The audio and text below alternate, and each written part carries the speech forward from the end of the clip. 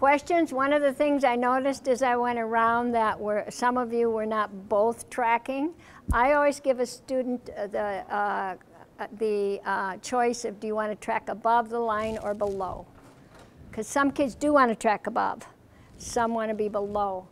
The other thing to note is that as you're reading and as you're having the kids track, don't go from word to word to word to word. That creates jerky, what I call jerky eyes. It's ocular motor deficits, okay? You want to be on the word as you say it, but keep your finger moving smoothly, not like this, okay, to influence that across the word. Sometimes you're going to have to slow down quite a bit because your student is quite slow, but you want to try to speed up as you can, okay, so that they're reading faster when they get done. There are some kids who are going to take a long time to get better because these are generally kids that we call the over-decoders. These are kids that at the end of first grade are still decoding the same word over and over. They don't automatize on words, so they'll see cub. I still see in my mind this little guy about 20 years ago. The word bear cub was in the story 25 times. He sounded it out 24 out of 25 times.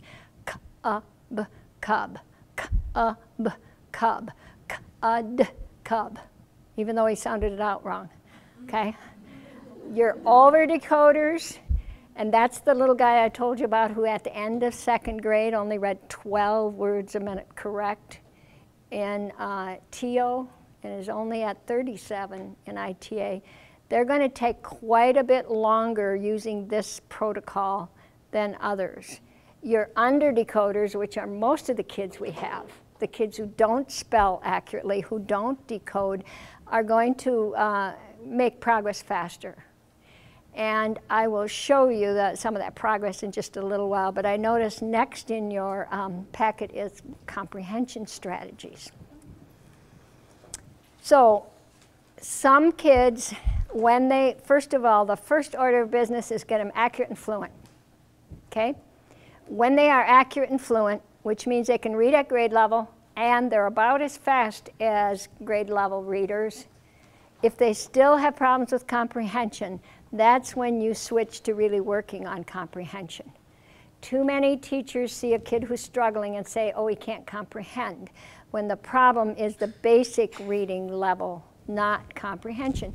And that, unfortunately, is one of the errors with the Fontes and Pinnell guided reading. They go for comprehension right away in the beginning, which doesn't hurt kids who aren't at risk for reading disabilities. They can handle that because they'll figure out how to decode and how to become fluent on their own. But it is not what kids who are at risk for reading disabilities need. They need to become accurate and fluent.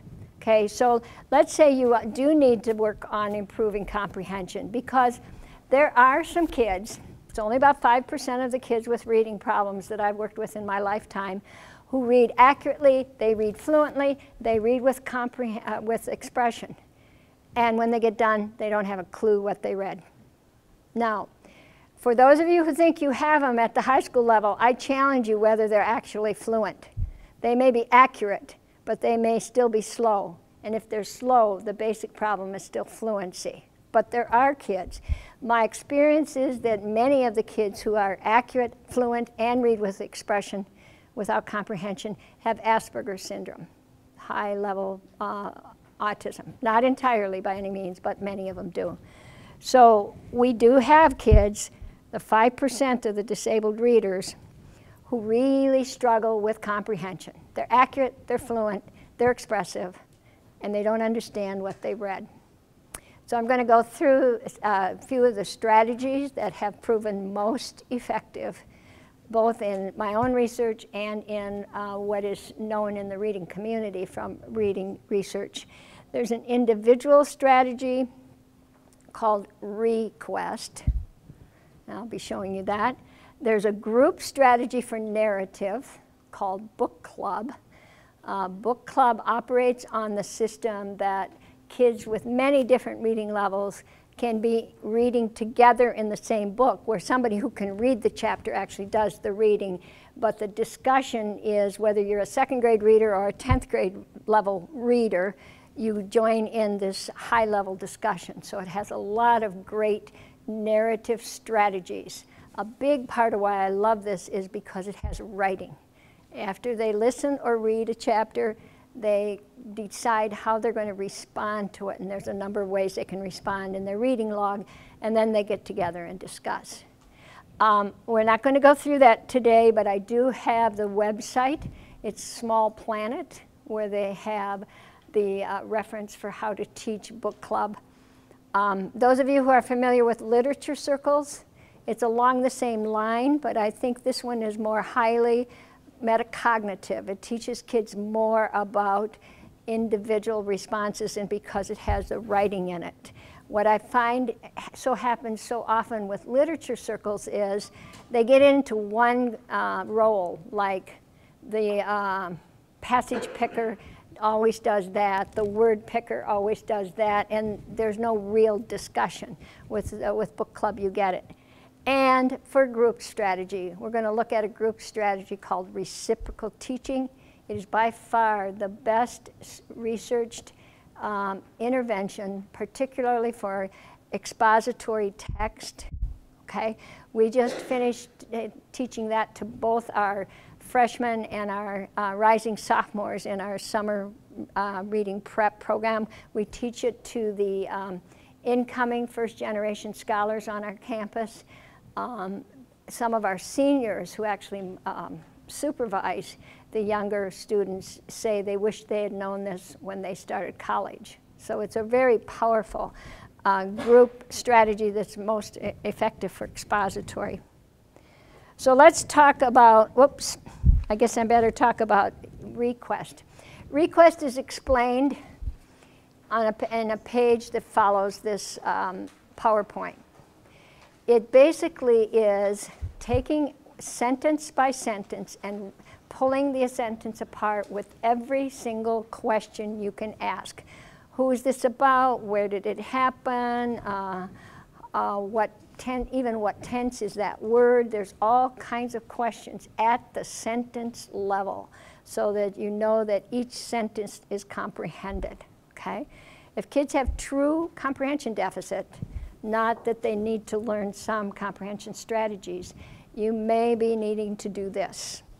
We've seen great success with it, but it is pretty much one-on-one, and it takes quite a while, okay? As I said, I'm not going to go through book club, but let me talk to you about reciprocal teaching.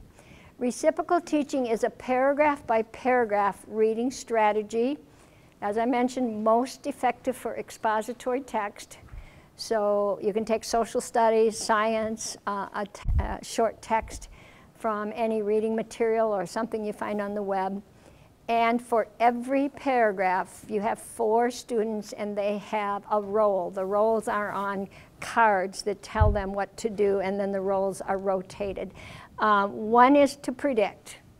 We know that students do best if they first predict what they're going to read, okay? So the predictor, the one who has the predictor card, says, I think this, this particular paragraph is going to be about, okay? Using pictures, heads, text headings, or whatever. Then someone reads it, and it doesn't matter who in the foursome reads it, but someone reads the paragraph, and then the post-reading is to clarify, asking, are there any questions? Were there any words or any concepts that we don't know? Let's clarify them. Then the next step is whoever's the questioner makes up a question about that chapter. And what we have found is useful to tell them that ask a question that a teacher might ask about the paragraph. And then a summarizer. This is by far the most difficult step for anyone, including our graduate students, is to summarize, as I think you found out when we were doing summaries of research articles, right? So there's 4 steps, and they're repeated with switching. And what I'm going to do is take you to the reciprocal teaching demonstration. The 3 young women that are in this demo that Jeff made for us, it was the very first week of our college, where these young women have full ride scholarships. They are first in their family. They are from communities of color that have been underserved by public schools in most cases. And they've excelled in their high schools. And many of them have come through the Nativity Miguel system, and many more will in the future. And yet they come to college, and being able to read textbooks and being able to understand the vocabulary of textbooks. So you're going to see these 3 young women the very first week. We have mandatory study halls for our students who are on scholarship. They need to come 8 hours out of 15 total hours when we have study halls at night to work together, and we teach them to study together, because the research is very clear for all students. Those who study together at college are the most successful. They're much more likely to persist and graduate than those who don't. So this is a very powerful strategy that many of our grad schools students have replicated.